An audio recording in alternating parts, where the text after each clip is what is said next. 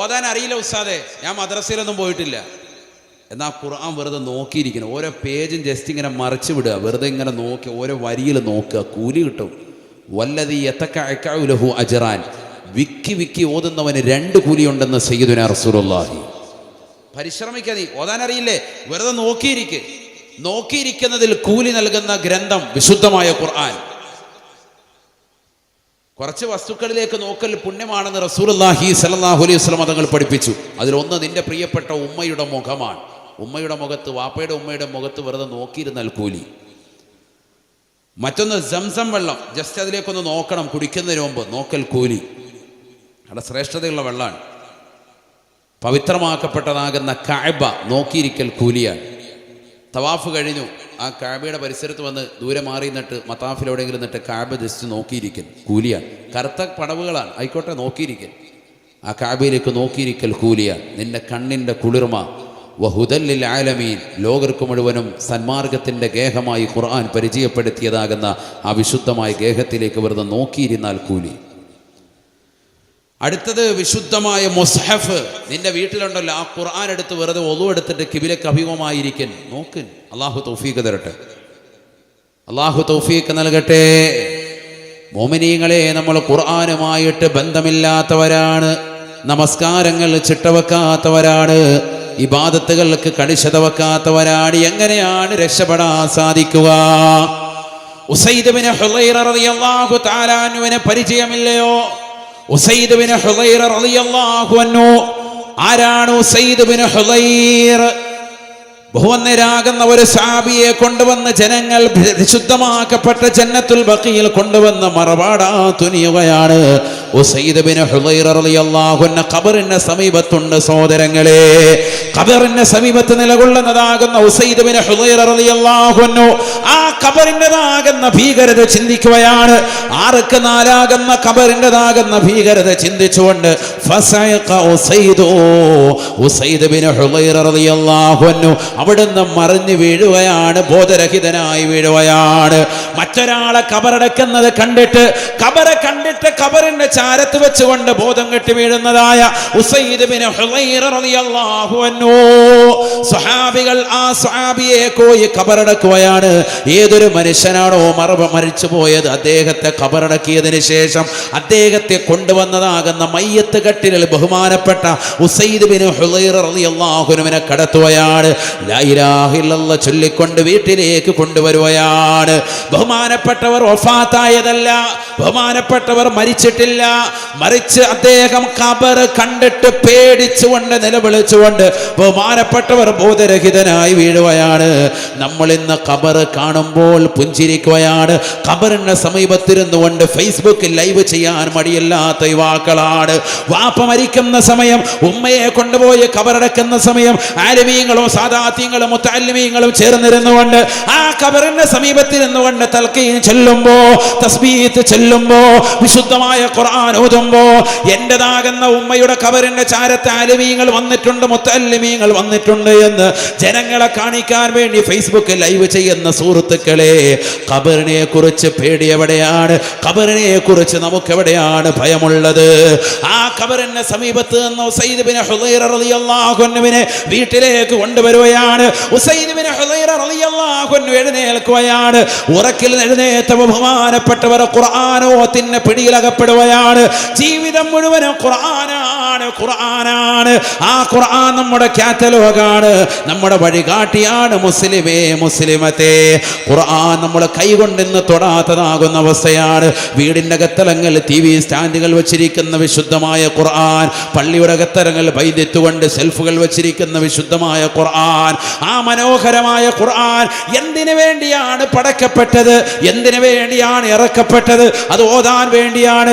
എന്തേ മനുഷ്യ നീ ഓതാത്തത്? നിന്റെ ജീവിതത്തിൽ ഖുർആനുമായിട്ട് എന്ത് ബന്ധമാണ്? ഇന്നത്തെ പ്രഭാതം പോട്ടെ, ഇക്കഴിഞ്ഞ ഒരാഴ്ച പോട്ടെ, ഇക്കഴിഞ്ഞ ഒരു മാസം പോട്ടെ, ഇക്കഴിഞ്ഞ ഒരു കൊല്ലമായിട്ട് പോലും വിശുദ്ധമായ ഖുർആൻ കൈകൊണ്ട് തൊടാത്തതാകുന്ന എത്രയോ മുസ്ലിമീങ്ങൾ, എത്രയോ പാവപ്പെട്ട മുസ്ലിമത്തുകൾ എന്റെ ശബ്ദം ശ്രവിക്കുന്നവരുണ്ട്. വളരെ സ്നേഹത്തോടുകൂടി കുമ്മന ഉസ്താദ് ഓർമ്മപ്പെടുത്തുകയാണ്, ആ ഖുർആനോദനേ, ഖുർആനോദനേ ഹൃദയം തെളിയാൻ കാരണമാണ്. ഹബീബായ റസൂലുള്ളാഹി സ്വല്ലല്ലാഹു സല്ലല്ലാഹു അലൈഹി വസല്ലമ തങ്ങൾ പറയുകയാണ്, ഉസൈദ് ബിൻ ഹുദൈർ റളിയല്ലാഹു അൻഹു ഖുർആൻ ഓതാൻ നിലകൊള്ളുകയാണ്. പാതിരാത്രി സമയമായി, ലോകം മുഴുവനും ഉറങ്ങുന്ന സമയമായി, നിർനിദ്രനായി വിശുദ്ധമായ ഖുർആൻ ഓതിക്കൊണ്ട് നിലകൊള്ളവേ ബഹുമാനപ്പെട്ടവർ കാണുന്നു, തൊട്ടടുത്ത് തന്റെ കുതിര ആലയിൽ കെട്ടിയിട്ടിരിക്കുകയാണ്. കുതിരയതാ അതിന്റെ ആലയിൽ കിടന്നുകൊണ്ട് അതിശക്തമായി ശബ്ദമിടുകയാണ്, അതിശബ്ദമായി ശബ്ദിക്കുകയാണ്. രണ്ട് കാലുകൾ കുളമ്പടികൾ ഉയർത്തിക്കൊണ്ട് താഴെ കാഞ്ഞ് ചവിട്ടുന്നതായി കാണുകയാണ്. ബഹുമാനപ്പെട്ടവർ ഓതൽ നിർത്തുകയാണ്, അടുത്തേക്ക് ചെന്നുകൊണ്ട് ആശ്വസിപ്പിക്കുകയാണ്. വീണ്ടും വന്നുകൊണ്ട് വിശുദ്ധമായ ഖുർആൻ ഓതുകയാണ്. സൂറത്തുൽ ബഖറ പാരായണം ചെയ്യുകയാണ്. ഖബറിന്റെ സമീപത്ത് നിന്നുകൊണ്ട് കടന്നു വന്നതാകുന്ന സ്വഹാബിക്ക് പരിവർത്തനം അല്ലാഹു നൽകുകയാണ്. ആഖിറത്തെ പറ്റിയുള്ള ചിന്തയാണ്. നാളെ പാരത്രിക ലോകത്ത് എനിക്ക് രക്ഷപ്പെടണമെന്നുള്ള ചിന്തയിൽ വിശുദ്ധമായ ഖുർആൻ ഓതി തീർക്കാൻ തയ്യാറാവുകയാണ്. സൂറത്തുൽ ബഖറ പാരായണം ചെയ്ത് വീണ്ടും നിലകൊള്ളവേ ബഹുമാനപ്പെട്ടവർ നോക്കുത്ത തന്റെ കുതിരയത് അതിശക്തമായ നിലയിൽ ശബ്ദിക്കുകയാണ്. രണ്ട് കാലുകൾ കുടമ്പടികൾ ഉയർത്തിക്കൊണ്ട് അതിൻ്റെതാകുന്ന ആലയിൽ കടന്നുകൊണ്ട് അലമുറയിട്ടുകൊണ്ട് അട്ടഹസിക്കുന്നതാകുന്ന കുതിരയുടെ സമീപത്തേക്ക് ബഹുമാനപ്പെട്ടവർ ഓതൽ നിർത്തിക്കൊണ്ട് അതിനെ ആശ്വസിപ്പിക്കുകയാണ്, അതിനെ സമാശ്വസിപ്പിക്കുകയാണ്. വീണ്ടും വന്നുകൊണ്ട് ബഹുമാനപ്പെട്ടവർ ഖുർആൻ തുറന്നുകൊണ്ട് ഓതുമ്പോ ആകാശത്ത് നിന്നൊരു പ്രകാശം കാണുകയാണ്. ആ പ്രകാശം ഇതാ അദ്ദേഹത്തിന്റെ വീട്ടുമുറ്റത്തേക്ക്, അദ്ദേഹത്തിന്റെ വീടിന്റെ ഉള്ളിലേക്ക്, ചെറിയ കുടിലാണ് ഉസൈദ് ബിൻ ഹുദൈറിന്റെ മദീനയുടെ പള്ളിയുടെ പരിസരത്തുള്ളതാകുന്ന വീടാണ്. ആ വീട്ടിലേക്ക് ചെറിയ പ്രകാശം കാണുകയാ. ആകാശത്തിന്റെ സീമകളിൽ നിന്ന് കാണുന്നതാകുന്ന വലിയതാകുന്ന പ്രകാശം കണ്ടുകൊണ്ട് ബഹുമാനപ്പെട്ടവർ വല്ലാതെ അന്താളിച്ചു പോയി.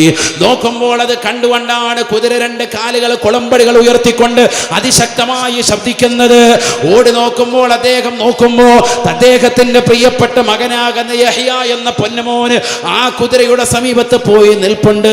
കുതിരയെങ്ങാനും ചാടിയിട്ട് തൻ്റെ മകനെ ഉപദ്രവിക്കുമോ എന്ന് ഭയന്നുകൊണ്ട് ബഹുമാനപ്പെട്ടവർ ഖുർആൻ മടക്കി വെച്ചുകൊണ്ട് ഓടിച്ചെന്നുകൊണ്ട് യഹ്യ എന്ന പൊന്നുമോനെ എടുത്തുകൊണ്ട് വരികയാണ്.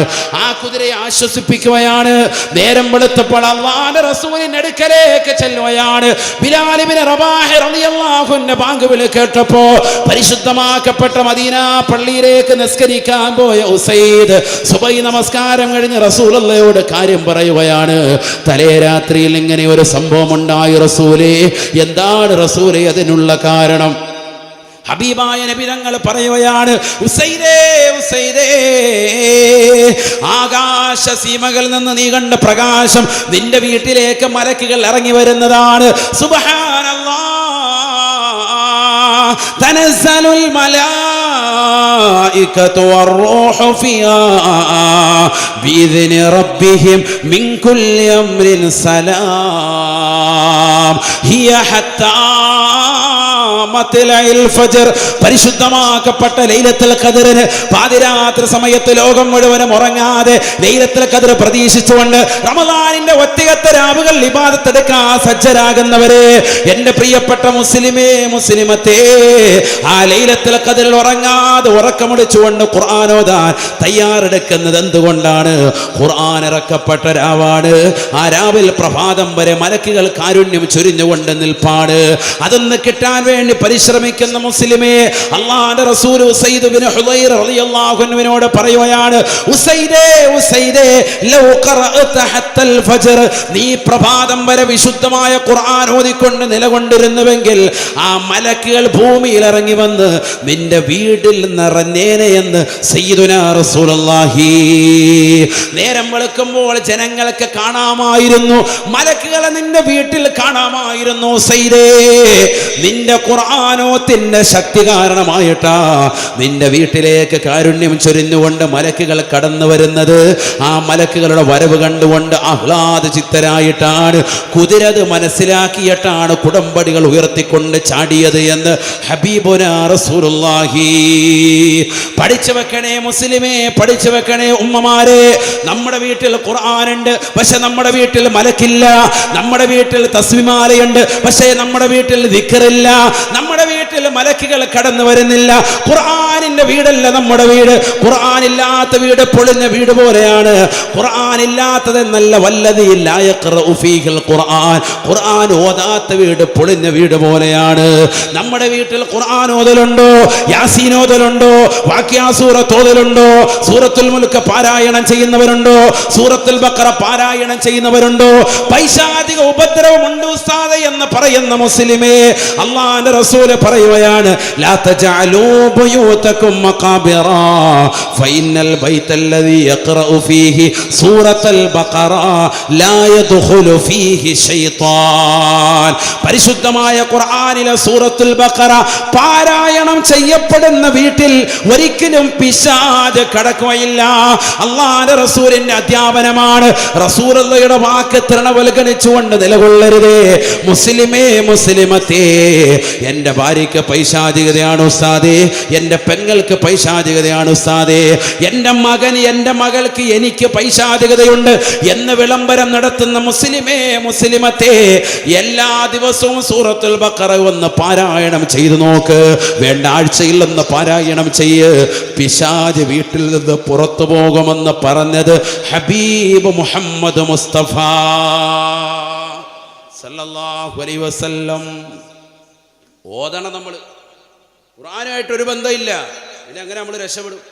അള്ളാഹു നമ്മളെ കാത്ത് സംരക്ഷിക്കട്ടെ. അള്ളാഹുവേ, ഞങ്ങളെ നീ കാക്കണേ അല്ലാ. ദുനിയാവിന്റെ പിറകെ പോയിരിക്കുകയാണ്. ഹബീബായ റസൂലുള്ളാഹി സ്വല്ലല്ലാഹു അലൈഹി വസല്ലമ തങ്ങൾ പറയുകയാണ്, ഫവല്ലാഹി മൽ ഫഖറ അഖ്ശാ അലൈക്കും, അല്ലാഹുവിനെ തന്നെയാണ് സത്യം, നിങ്ങളുടെ മേൽ ഞാൻ ഭയക്കുന്നത് ഈ ഭൗതിക ലോകത്തിന്റെ ആഡംബര ആസ്വാദനങ്ങളാണ്. നിങ്ങളുടെ മേൽ ഞാൻ ഭയക്കുന്നത് ഭൗതിക ലോകത്തിന്റെ ആഡംബര ആസ്വാദനങ്ങളാണ്.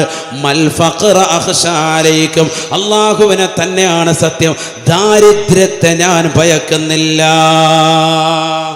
റസൂലുള്ളാഹി പറയാണ്, എന്ത് നിങ്ങളുടെ മേൽ ഞാൻ ദാരിദ്ര്യം ഭയക്കുന്നില്ല. സയ്യിദുനാ റസൂലുള്ളാഹി. നമ്മളെന്താ ഭയക്കുന്നത്? ദാരിദ്ര്യം ഭയക്കാണ് അല്ലേ?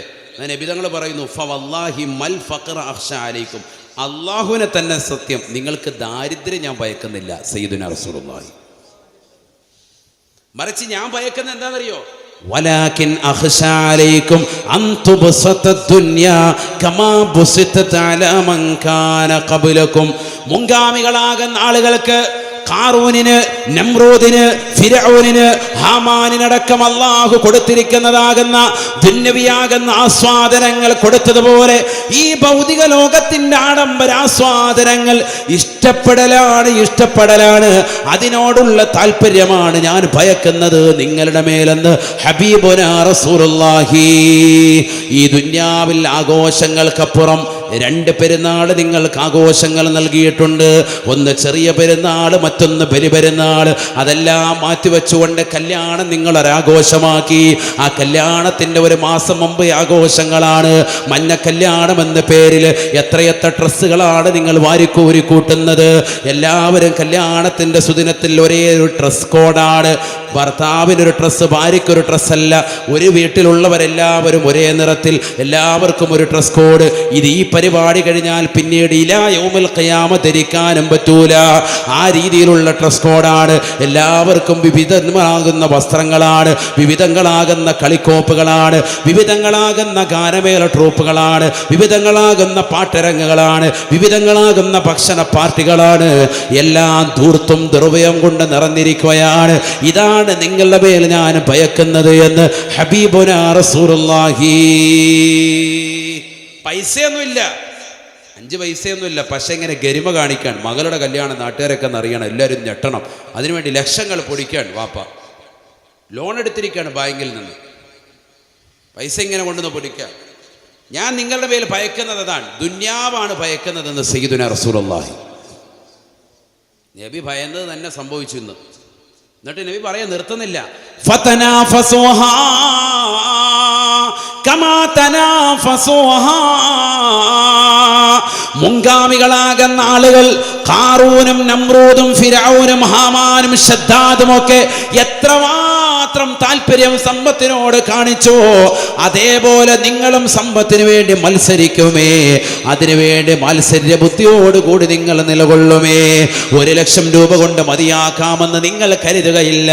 2 ലക്ഷം വേണം, 2 ലക്ഷം കിട്ടുമ്പോൾ കരുതും 3 ലക്ഷം വേണം, 3 കിട്ടുമ്പോൾ അത് 10 വേണം, 10 കിട്ടുമ്പോൾ അത് 20 വേണം, 20 കിട്ടുമ്പോൾ അത് 40 വേണം, 40 കിട്ടുമ്പോൾ അത് 60 വേണം, 60 കിട്ടുമ്പോൾ അത് 1 കോടി വേണം.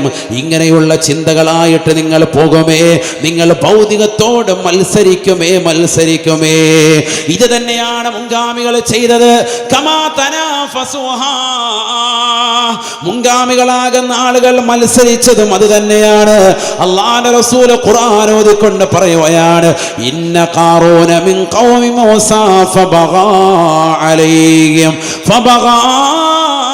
അലൈഹിം മാ ഇന്ന മഫാതിഹഹു ലതനൂ ബിൽ ഉസ്ബതി ഉലിൽ ഖുവാ. 72 ഒട്ടകങ്ങൾക്ക് വഹിക്കാൻ മാത്രമുള്ളതായ നിധി കുമ്പാരങ്ങളുടെ താക്കോൽ കൂട്ടം തന്നെ ഖാറൂൻ എന്ന് പറയുന്ന ലോകം കണ്ട ഏറ്റവും വലിയ ധനികനുണ്ടായിരുന്നു എന്ന് വിശുദ്ധമായ ഖുർആൻ. 72 ഒട്ടകങ്ങൾക്ക് വഹിക്കാൻ മാത്രമുള്ള നിധികളല്ല, നിധി കുമ്പാരങ്ങളുടെ താക്കോൽ കൂട്ടമുണ്ടായിരുന്നുവെന്ന് വിശുദ്ധമായ ഖുർആൻ. 2 വലിയ ലോറി, പാണ്ടി ലോറി നമ്മൾ പറയും, നാഷണൽ പെർമിറ്റ് ലോറി വഹിക്കുന്ന ഭാരം വഹിക്കും ആര്? ഒരൊട്ടകം വഹിക്കും, വലിച്ചുകൊണ്ട് പോകും, ഒരു കുഴപ്പമില്ല, ഒട്ടകത്തിന് സാധിക്കും. അപ്പൊ 72 ഒട്ടകങ്ങൾ വഹിക്കാൻ മാത്രമുള്ള സ്വർണത്തിൻ്റെയും വെള്ളിയുടെയും വൈഡൂര്യത്തിൻ്റെയും മാണിക്യത്തിൻ്റെയും ഒക്കെ താക്കോലല്ല, അതിൻ്റെയൊക്കെ കലവറകളല്ല, അതിൻ്റെയൊക്കെ താക്കോൽ കൂട്ടം. അപ്പം എത്രയാണ് താക്കോലാണ് ഈ പറയുന്നത്. മുഫസ്സിരിങ്ങൾ രേഖപ്പെടുത്തുന്നു 72 ഒട്ടകങ്ങൾ വഹിക്കാൻ മാത്രമുള്ളതാകുന്ന വലിയതാകുന്ന സൂക്ഷിപ്പിൻ്റെ നിധികുംഭാരത്തിൻ്റെ താക്കോൽ കൂട്ടമുണ്ടായിരുന്നു. ആർക്ക്? ഖാറൂൻ എന്ന് പറയുന്ന മുതലാളിക്ക്. അങ്ങനത്തെ പണക്കാരൊക്കെ ഇവിടെ കഴിഞ്ഞു പോയിട്ടുണ്ട്, അത് മനസ്സിലായിക്കോ. അങ്ങനത്തെ ധനികരൊക്കെ കഴിഞ്ഞു പോയിട്ടുണ്ട് ഇവിടെ. ഖുർആൻ പറയുകയാണ്, ഇന്ന ഖാറൂന മിൻ ഖൗമി മൂസാ, മൂസാ നബി അലൈഹിസ്സലാമിന്റെ സമുദായത്തിലായിരുന്നു ഖാറൂൻ എന്ന് പറയുന്ന ഈ ധനികനുണ്ടായിരുന്നത്. മിനിറ്റിന് ഡ്രസ്സ് മാറുന്ന വ്യക്തിയാണ്, മിനിറ്റിന് ചെരുപ്പ് മാറുന്ന വ്യക്തിയാണ്, ഇടുന്നതെല്ലാം സ്വർണമാണ്, കഴിക്കുന്ന പാത്രം സ്വർണം, കുടിക്കുന്ന ഗ്ലാസ് സ്വർണം, എല്ലാം സ്വർണത്താൽ നിറയ്ക്കപ്പെട്ടതാണ്.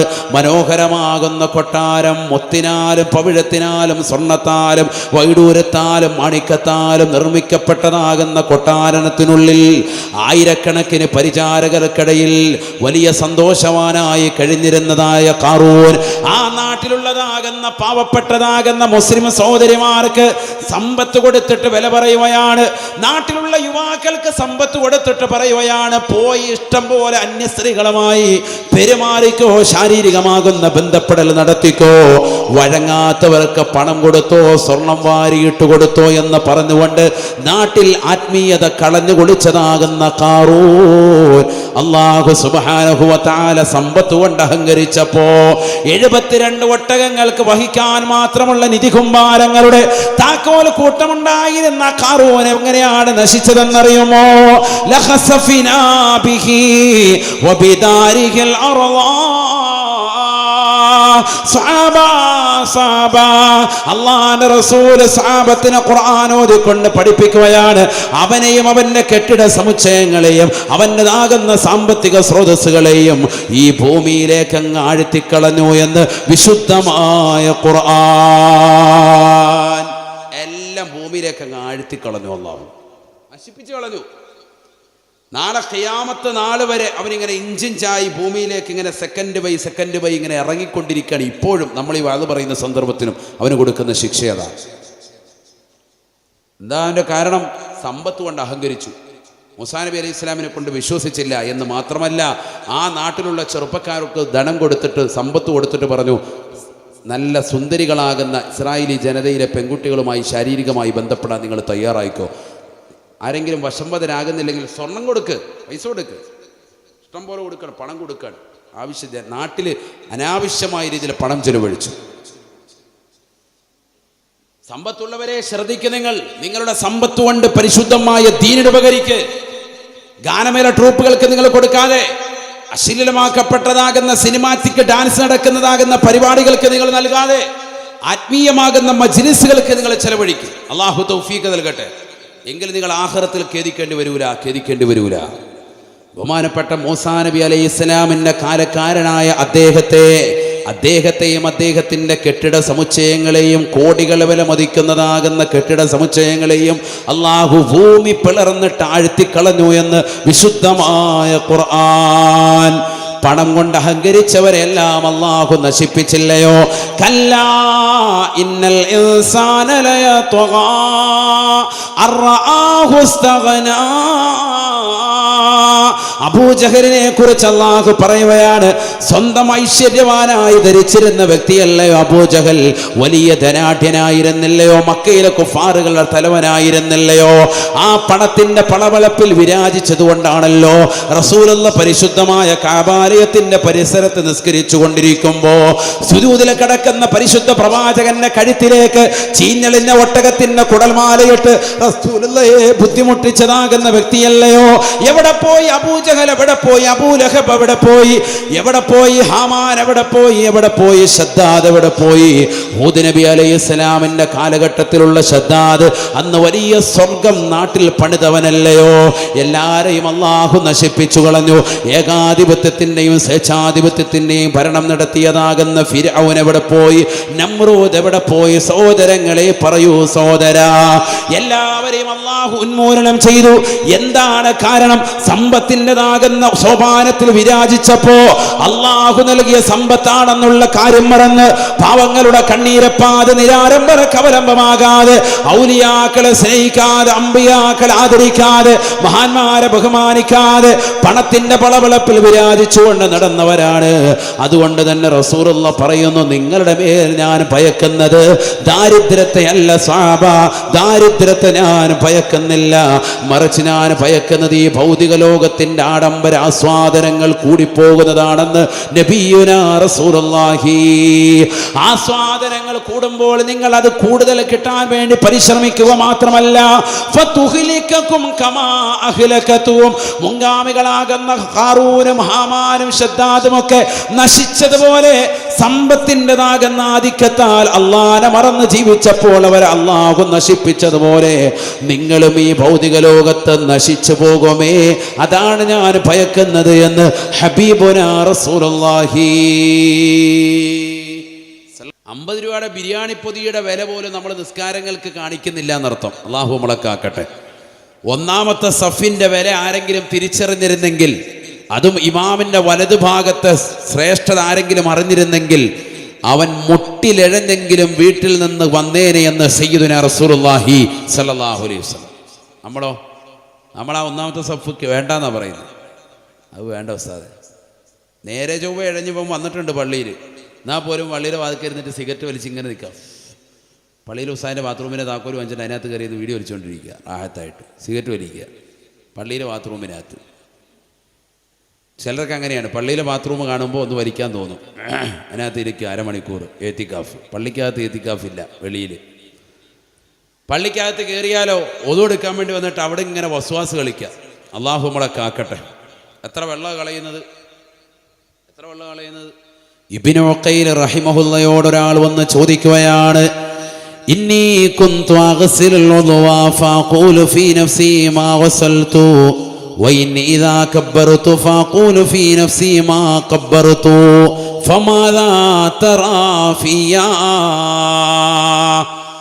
ഇബ്നു ഉഖൈൽ എന്ന് പറയുന്ന വലിയ കർമ്മശാസ്ത്ര പണ്ഡിതന്റെ അടുക്കൽ ഒരു വ്യക്തി വന്നുകൊണ്ട് ചോദിക്കുകയാണ്, അല്ലയോ ഇബ്നു ഉഖൈൽ റഹിമഹുല്ലാഹ്, ഇബ്നു ഉഖൈൽ, അല്ലയോ ഇബ്നു ഉഖൈൽ, എനിക്കൊരു മസ്അല ചോദിക്കാനുണ്ട്, എനിക്കൊരു ചെറിയ പ്രശ്നമുണ്ട്. ഞാൻ വുളു എടുത്ത് കഴിഞ്ഞതിന് ശേഷം എൻ്റെ മനസ്സ് പറയും ഞാൻ വുളു ചെയ്തിട്ടില്ല. ഞാൻ തക്ബീറത്തുൽ ഇഹ്റാം കെട്ടിയതിന് ശേഷം എൻ്റെ മനസ്സ് പറയും മാ കബ്ബർതു, ഞാൻ തക്ബീർ കെട്ടിയിട്ടില്ല. ഫമാദാ തറാ ഫിയ, നിങ്ങൾ എന്നെ കുറിച്ച് എന്താണ് അഭിപ്രായപ്പെടുന്നത്?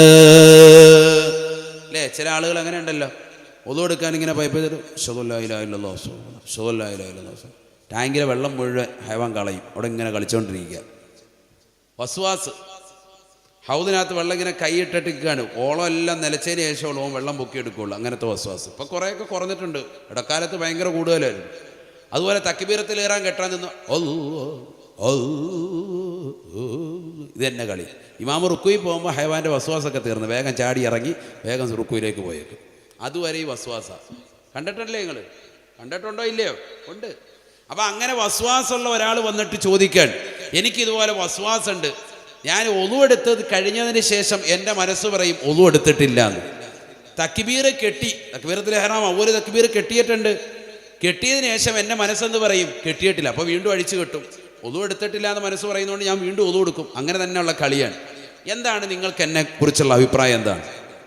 അപ്പോൾ ഇദ്ദേഹം പറഞ്ഞു, ലാ തജിബു അലൈക സ്സല, നിനക്ക് നിസ്കാരം നിർബന്ധമില്ല എന്ന് പറഞ്ഞു. നിനക്കെന്ത് നിർബന്ധമില്ല? നിർബന്ധമില്ല.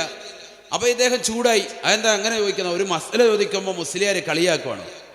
ഞാൻ നിങ്ങളോടൊരു മസ്അല ചോദിച്ചപ്പോൾ നിങ്ങൾ നിസ്കരിക്കണ്ട എന്ന് പറയാണ്. അതെന്താ അർത്ഥത്തിൽ? അപ്പോൾ അദ്ദേഹം പറഞ്ഞു, വല്ലദീ യഗ്സിലുൽ ഉദ്വ ഫയഖൂലു ഫീ നഫ്സിഹി മാ ഗസൽതു വല്ലദീ യുകബ്ബിറു ഫയഖൂലു ഫീ നഫ്സിഹി മാ കബ്ബർതു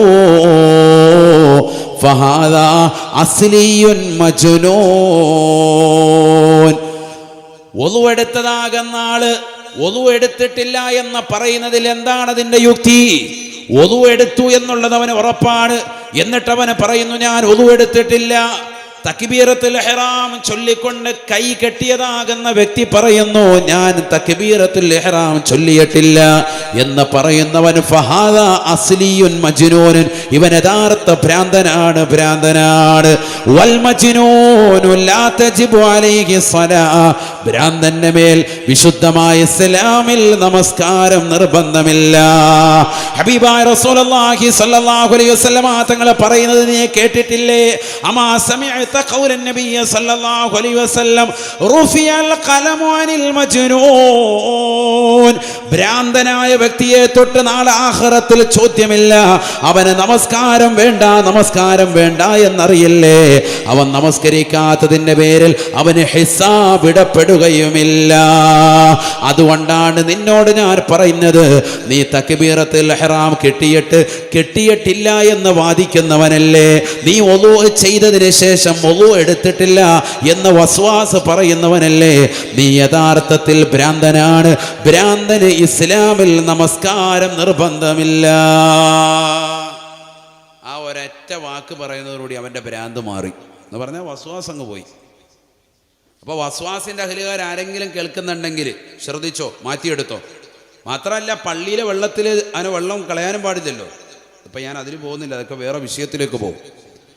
യുസന്നു തസ്ലീസു കുല്ലും മിൻ മഗ്സൂലിൻ വ മംസൂഹിൻ വയുക്റഹു സിയാദതു അലൈഹ വഹറാമുൻ ഇദാ കാന മുസബ്ബല. അങ്ങനെയാണ് മസ്അല. യുസന്നു തസ്ലീസു കുല്ലും മിൻ മഗ്സൂലിൻ വ മംസൂഹിൻ, എല്ലാ തടവപ്പെടുന്നതും കഴുകപ്പെടുന്നതുമായ അവയവങ്ങൾ 3 പ്രാവശ്യം വെച്ച് ചെയ്യൽ സുന്നത്താണ്. ഇവിടെ ശ്രദ്ധിക്കണം, മസ്അല പറയാൻ. എന്താണ് നിങ്ങൾക്ക് ഉറക്കം വരുന്നുണ്ടോ? ആയിക്കോട്ടേക്ക് വിടുന്നില്ല. ഇല്ല, ക്ഷീണമുണ്ട്. ഞാനാണ് യഥാർത്ഥത്തിൽ നല്ല ക്ഷീണിക്കേണ്ടത്. നിങ്ങൾ നല്ലപോലെ ഇരിക്കും. ഞാൻ കോമഡി പാട്ടൊന്നും പറയാത്തതുകൊണ്ടായിരിക്കും നിങ്ങൾക്ക്, പക്ഷേ ഞാനതിൽ പെടും. ആയത്തു ഹദീസ് ഓതി കാര്യം പറഞ്ഞു പോകും. അങ്ങനെയാണ് എൻ്റെ ഒരു ശൈലി. അതുകൊണ്ടായിരിക്കും നിങ്ങൾക്കൊരു മടുപ്പുണ്ട്. ആണോ? ഇല്ല. പിന്നെ മഹാന്മാർ ഇവിടെ കിടക്കുമ്പോൾ നമ്മൾ ആവശ്യമില്ലാത്ത കോമഡിയും പറയാൻ പാടില്ല. ആയത്തു ഹദീസ് ഓതി അവരുടെ പൊരുത്തം വാങ്ങിയിട്ട് പോവാൻ. അല്ലാഹു നമുക്ക് അവരുടെ പൊരുത്തം നൽകി അനുഗ്രഹിക്കട്ടെ. ഇങ്ങനെ ഇരിക്കുന്നതിന് പേടിയാണ്. കാരണം നമ്മുടെ പിൻഭാഗം അവരിലേക്ക് തിരിച്ചിട്ടിരിക്കുന്നതിനൊരു അതബുകേടാണ്. പേടിച്ചിരിക്കുകയാണ്. അല്ലാഹുവിന്റെ പൊരുത്തം നമുക്ക് നൽകട്ടെ. ഇവിടെ ശ്രദ്ധിക്കുക. 3 പ്രാവശ്യം വെച്ച് കഴുകപ്പെടുന്നതും തടവപ്പെടുന്നതുമായ അവയവങ്ങൾ തടവലും കഴുകലും സുന്നത്താണ്. തടവപ്പെടുന്ന അവയവം അറിയാമല്ലോ, ചെവി തടവുന്നതാണ്, തല തടവുന്ന അവയവമാണ്. അങ്ങനെ തടവപ്പെടുന്നത് കഴുകപ്പെടുന്നത് മുഖവും കയ്യും ഒക്കെ, അതൊക്കെ എന്താണ് 3 പ്രാവശ്യം വെച്ച് ചെയ്യൽ സുന്നത്താണ്. പക്ഷെ വയുക്റഹു സിയാദതു അലൈഹ, നിന്റെ സ്വന്തം പൈസ മുടക്കിയിട്ട് നിന്റെ വീട്ടിലുള്ളതാകുന്ന വെള്ളമാണ്. നിന്റെ സ്വന്തം പൈസ മുടക്കി കിണറ്റിൽ നിന്ന് നീ വെള്ളം ഒരു മോട്ടോർ മുഖേന ടാങ്കിലേക്ക് അടിച്ചു കയറ്റി, എന്നിട്ട് ആ വെള്ളം തന്നെ നീ 4ാമത്തെ പ്രാവശ്യം ഉപയോഗിക്കുകയാണെങ്കിൽ, അനാവശ്യമായിട്ടാണ് ഉപയോഗമെങ്കിൽ അത് കറാഹത്താണ്. പണ്ഡിതന്മാർ പറയാം, നിന്റെ സ്വന്തം വീട്ടിലുള്ള വെള്ളത്തെക്കുറിച്ചാണ് ഈ പറയുന്നത്. വഹറാമുൻ ഇദാ കാന മുസബ്ബല, ആ 4-ാമത്തെ പ്രാവശ്യം വെള്ളമെടുക്കുന്നത് അള്ളാഹുവിൻ്റെ പള്ളിയുടേതാകുന്ന പൈപ്പിൽ നിന്നാണ് എങ്കിൽ, ഹൗദിൽ നിന്നാണ് എങ്കിൽ അത് ഹറാമാണ്, നിഷിദ്ധമാണ്, നിനക്ക് ശിക്ഷ ലഭിക്കും. പഠിച്ചു വെച്ചോ. അങ്ങനെയാണ് മസാല. ഇത് നല്ല ലെക്സിൻ്റെ സോപ്പ് വരുമ്പോഴത്തേക്ക് കടയിൽ നിന്ന് വാങ്ങിച്ചുകൊണ്ട് വരിക, എന്നിട്ട് തല കഴുകുക ആചാര്യം ഇവിടെ നിന്നിട്ട്, പള്ളിയിലെ പൈപ്പ് തുറന്നു വെച്ചിട്ട് റാഹത്തായിട്ട് കുളിക്കുക. ഇവിടെ വന്നിരുന്നു ഒരുപാട് പേനുണ്ട്, കുറച്ച് ദിവസമായി കുളിച്ചിട്ട്. പള്ളിയിലെ വെള്ളം നല്ല തണുപ്പുണ്ട്, റാഹത്ത്. അരുവിക്കര ഡാമിൽ നിന്ന് ഒഴുകി വരികയാണ്, റാഹത്തായിട്ട് വെള്ളവും മൊത്തവും മുഴുവൻ തല കഴുകി കുളിക്കുക. ഇതാണ് പരിപാടി. ഞാൻ പറഞ്ഞത് ശരിയല്ലേ? ശ്രദ്ധിക്കാതെ അതുപോലെ ചെരുപ്പ് നല്ലതുപോലെ തേച്ചൊരച്ച് കഴുകുക പള്ളിയിലെ വെള്ളത്തിൽ. അതൊക്കെ നാളെ ഹിസാബിടപ്പെടും. പൊതു സ്വത്തിൽ നിന്ന് ഉപയോഗിക്കുന്നത് സൂക്ഷിച്ചോ. അത് കമ്മിറ്റിക്കാരായാലും ശരി, അല്ലാത്തവരായാലും ശരി, അദാബാണ്. അള്ളാഹു ആക്കട്ടെ. ഒക്കെ സൂക്ഷിച്ചോണം. പൊതു സ്വത്തിൽ നിന്നുള്ളതാകുന്ന ഉപയോഗം വളരെയേറെ ശ്രദ്ധിക്കണം. പള്ളിയുടെയൊക്കെ സ്വത്ത് അത് വളരെയേറെ ഗൗരവത്തിൽ കാണേണ്ടതാണ്. ഇബാദത്താകുന്ന ഒളു എടുക്കുന്ന കാര്യത്തിലാണ് ഈ പറയുന്നത്. അപ്പോൾ ബാക്കിയുള്ളതോ?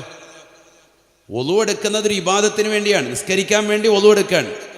അതിൽ തന്നെ 3 പ്രാവശ്യം കഴിഞ്ഞ് 4-ാമത്തെ പ്രാവശ്യം എടുക്കുന്ന വെള്ളം അനാവശ്യമായിട്ട് നീ എടുക്കുകയാണെങ്കിൽ അത് ഹറാമാണ്. ഹറാമുൻ ഇദാകാന മുസബ്ബല. ഷാഫി മദ്ഹബിലെ പ്രബല അഭിപ്രായം അതാണ്. അള്ളാഹു നമ്മളെ കാത്ത് സംരക്ഷിക്കട്ടെ. അപ്പോൾ എത്ര സൂക്ഷിക്കണം നമ്മൾ എത്ര സൂക്ഷിക്കണം. നമ്മുടെ ഈ ഘട്ട ജീവിതം, ഇപ്പോൾ വസിക്കുന്നതാകുന്ന ഈ 60-70 വയസ്സുള്ളതാകുന്ന ഈ ഘട്ട ജീവിതം നന്നാക്കിയാൽ നമ്മൾ രക്ഷപ്പെട്ടു. അള്ളാഹു തൗഫീഖ് തരട്ടെ. ഇത് റെഡിയാക്കിയാൽ മതി. ഇനി കുറഞ്ഞ ഘട്ടമുണ്ട്. ആ ഘട്ടത്തിലേക്ക് നല്ല അമൽ ചെയ്യുകയും ഈ സദസ്സിൽ വെച്ച് നമ്മൾ തൗബ ചെയ്യുകയും ചെയ്യുക. അള്ളാഹു എൻ്റെ ജീവിതത്തിൽ വന്നു പോയിട്ടുള്ള എല്ലാ തെറ്റുകളും ഞാൻ പൊറുക്കലിനെ തേടുന്നു, നീ അഫു ചെയ്യണേ അല്ലാ. കള്ളു കുടിച്ചു പോയി, വ്യഭിചരിച്ചു പോയി, സിനിമ കണ്ടുപോയി, അശ്ലീലത രചിച്ചു പോയി, എല്ലാം നീ പുറത്ത് അഫു ചെയ്യണേ എന്ന് പറഞ്ഞ് നാഥനായ റബ്ബിലേക്ക് ഷെയ്ഖിൻ്റെതാകുന്ന സമീപത്ത് വെച്ച് പൊട്ടിക്കരഞ്ഞുകൊണ്ട് ദുആ ചെയ്യാൻ പരിശുദ്ധമായ ശഅബാൻ്റെ പവിത്രമായ രാവിലെ അള്ളാഹു നമ്മുടെ പ്രാർത്ഥനകൾ സ്വീകരിക്കുമാറാവട്ടെ. എന്നിട്ടൊരു പുതിയ ജീവിതം തുടങ്ങാണ്. റമദാൻ വരികയാണ്. റമദാന് മുമ്പ് നല്ലൊരു പുതിയ ജീവിതം നമ്മൾ തുടങ്ങും. റമദാൻ തീരുമ്പോഴേക്ക് 40 ദിവസം നമുക്ക് കിട്ടും, 40-ന് മുകളിൽ കിട്ടും. ആ 40 ദിവസം ജുമുഅ ജമാഅത്തുകളൊന്ന് കൃത്യത വെക്കിൻ. മഹാന്മാർ പഠിപ്പിക്കുന്നു, ജുമുഅ ജമാഅത്തുകൾ 40 ദിവസം കൃത്യത വെച്ചാൽ കാപട്യത്തിൽ നിന്ന് ഒഴിവാകും, നരകമോചനം അള്ളാഹു തരും. അള്ളാഹു തൗഫീഖ് തരട്ടെ. 2 കാര്യം കിട്ടും. ഒന്ന്, ഹൃദയത്തിൽ കാപട്യം ഉണ്ടാവൂല എന്ന് പറഞ്ഞാൽ കറകളഞ്ഞ ഈമാൻ്റെ വക്താവാകും, ഈമാൻ്റെ മാധുര്യം കൂടും. 5 വക്കത്ത് പള്ളി വരണം. സിയാറത്ത് മാത്രം കൊണ്ട് രക്ഷപ്പെടൂല, പള്ളിയിൽ വരണം, നിസ്കരിക്കണം. അള്ളാഹു തൗഫീഖ് തരട്ടെ. നിസ്കാരം ഫറളാണ്, ഇത് സുന്നത്താണ്. 2ഉം വേണം. നമ്മളെ സംബന്ധിച്ചിടത്തോളം നമ്മൾ സുന്നികളാണ്, 2ഉം വേണം. പക്ഷെ നിസ്കാരം ഒഴിച്ചിട്ടുള്ള ഒരു സിയാറത്ത് അത് നമുക്ക് പാടില്ല. നിസ്കാരം വളരെ ഗൗരവമായി നമ്മൾ കാണണം. പ്രത്യേകിച്ച് ഫർദ് നിസ്കാരം, 5 വക്കത്ത് നിസ്കാരം, അത് നിർബന്ധമാണ്. അത് നിസ്കരിക്കാത്തവരെ വിലായത്തിൻ്റെ മർത്തബയിലേക്ക് മഹാന്മാർ എണ്ണിയിട്ടില്ല. ചില കള്ളത്തൊരീക്കത്തുകളൊക്കെ ഇന്ന് കേരളത്തിൽ പല സ്ഥലങ്ങളിലും പൊന്തി വരുന്നുണ്ട്. അവർ പറയുന്നത് എന്താ? ഇങ്ങ് വാ, അടുത്ത് വിളിച്ചിട്ട് പറയും, മോനെ നിസ്കരിക്കൊന്നും വേണ്ട, ഞാൻ കുറച്ച് ദിക്ർ പറഞ്ഞു തരാം, ആ ദിക്ർ നീ അങ്ങ് ചെല്ലിയാൽ മതി, നല്ല ഉന്നതമായ പദവിയിലേക്ക് എത്തും എന്ന് പറഞ്ഞ് പാവപ്പെട്ട സാലിഹ്യങ്ങളാകുന്ന നിസ്കാരമുള്ള ഉമ്മമാരെയും ഉപ്പമാരെയും ചെറുപ്പക്കാരെയൊക്കെ വഷളാക്കുന്ന ധാരാളം കള്ളത്തൊരീക്കത്തുകൾ നമുക്കിടയിൽ വല്ലാതെ വ്യാപിച്ചു വന്നിട്ടുണ്ട്. കള്ള ജിന്നുമ്മമാരും ജിന്നുപ്പമാരും കടന്നു വന്നിട്ടുണ്ട്. 99% അത്തരത്തിലുള്ള ആളുകളുടെ അടുക്കലേക്ക് നിങ്ങൾ പോകണ്ട. നമുക്കിവിടെ നല്ല സമുന്നതരായ ആലിമികളിവിടെ ഉണ്ടല്ലോ, നമ്മുടെ സാദാത്തികൾ ഉസ്താദുമാരിവിടെ ഉണ്ടല്ലോ. അവരോട് മസലകൾ ചോദിക്കുന്നു, അവരോട് കാര്യങ്ങൾ പറയുന്നു, അവർ നമ്മുടെ ഹാജത്തുകൾ, ആവശ്യങ്ങൾ നിറവേറ്റിത്തരുന്നു. അവരെന്തെങ്കിലും ആയത്തുകൾ നമുക്ക് പറഞ്ഞു തരുന്നു, അല്ലെങ്കിൽ പരിശുദ്ധ പ്രവാചകൻ എന്തെങ്കിലും അധ്യാപനങ്ങൾ പഠിപ്പിച്ചു തരുന്നു. അതിനപ്പുറത്തേക്ക് നമ്മൾ ഒരാളെയും കുത്തുബായിട്ട് കാണേണ്ടതില്ല. അത്തരത്തിലുള്ള ആളുകളുടെ അടുക്കലേക്ക് പ്രിയപ്പെട്ട ഉമ്മമാർ പോകുകയേ അരുത്.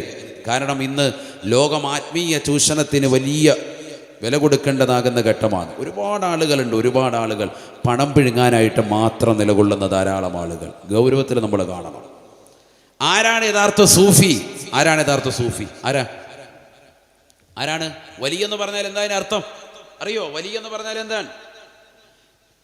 അൽ വലിയോ അൽ ആരിഫു ബില്ലാഹ് ഹസ്ബമാ യുംകിനു അൽ മുവാദിബു അല ത്വാആത്ത് അൽ മുജ്തനിബു അനിൽ മഹ്ദൂറാത്തി മിനൽ ലഹവാത്തി വശഹവാത്തി വൽ ഹഫവാത്ത്. ശറഹുൽ അഖായിദിൽ കാണാം വലിയെന്ന് പറയുന്നത് ആരാണ്? അതിൻ്റെ നിർവചനം പഠിച്ചു വെച്ചോ. അൽ വലിയു അൽ ആരിഫു ബില്ലാഹി ഹസ്ബമാ യുംകിൻ. അള്ളാഹുവിനെ കുറിച്ച് അഗാധമാകുന്ന അറിവുള്ള വ്യക്തിക്ക് വലിയ എന്ന് പറയാൻ പറ്റുള്ളൂ.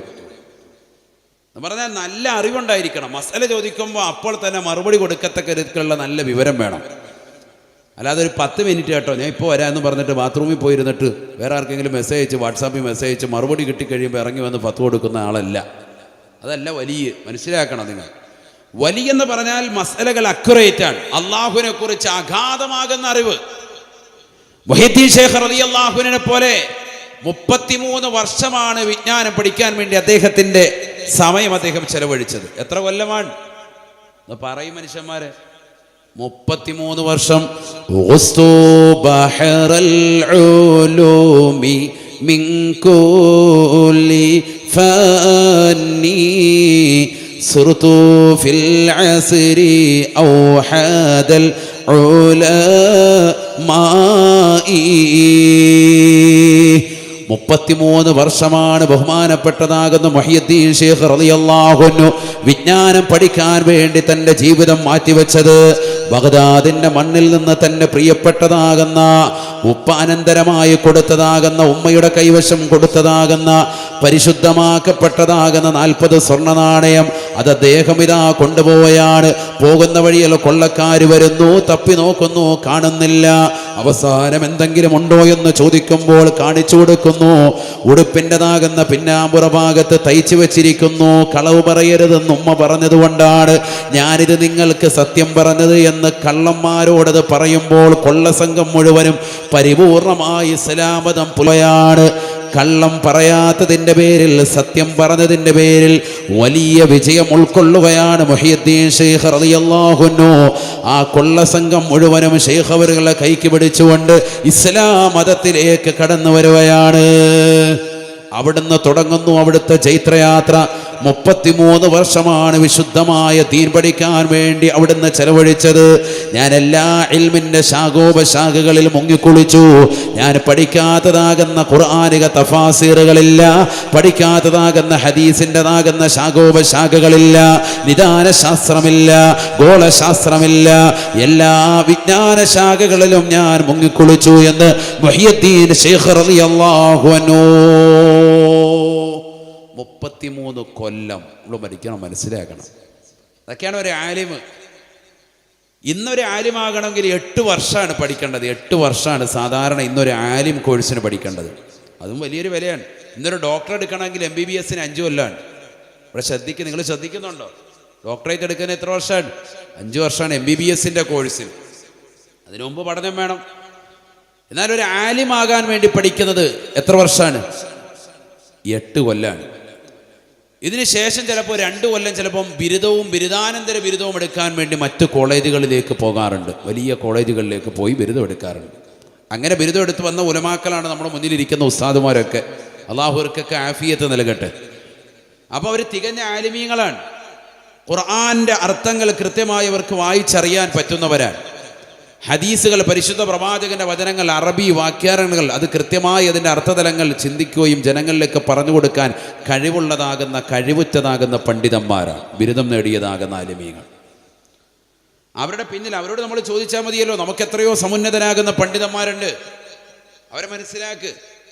നമ്മൾ വലിയെന്ന് പറയുന്നത് മനസ്സിലാക്കുന്നത് 10 വിരൽ 50 മോതിരം ഇട്ട് പച്ച പൊതിച്ച് ഏതെങ്കിലും മക്കാമിലിരിക്കുന്ന ഒരു ശൈഖിനെ കണ്ട വലിയ തവാല്, നമ്മൾ ഭയങ്കര സംഭവമായി, നമ്മുടെ കാര്യമൊന്ന് സലാമത്താക്കി തരണേ എന്ന് പറയണം. ഓ മയിൽപ്പീൽ വെച്ച് 2 തടവൽ തടി 2 ഉഴിയൽ ഒഴിഞ്ഞ് കഴിഞ്ഞ് ഹറാബ് നാശിച്ച് പിന്നെ ജീവിതം മുഴുവൻ പോയി. അള്ളാഹു ആക്കട്ടെ. നിങ്ങളെന്തിനാ ഈ മയിൽപ്പീലിൻ്റെ അടികൊള്ളാനൊക്കെ നിൽക്കുന്നത്? ശ്രദ്ധിക്കണം. പെണ്ണുങ്ങൾ വളരെയേറെ ഗൗരവത്തിൽ ശ്രദ്ധിക്കേണ്ടതാണ്. നമ്മൾ സുന്നികളാണ്, പക്ഷെ ആ സുന്നിസ് ഓവറാകാൻ പാടില്ല. അഹ്ലുസുന്നത്തി വൽ ജമാഅത്തിൻ്റെ ആദർശത്തിൽ അടിയുറച്ച് നമ്മൾ നിലകൊള്ളണം.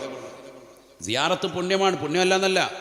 ആ സിയാറത്ത് ഖബറിനെ പറ്റി ചിന്തിക്കാൻ ഉപോത്ബലകമാകണം, മഹ്ശറയെ പറ്റി ചിന്തിക്കാൻ ഉപോത്ബലകമാകണം.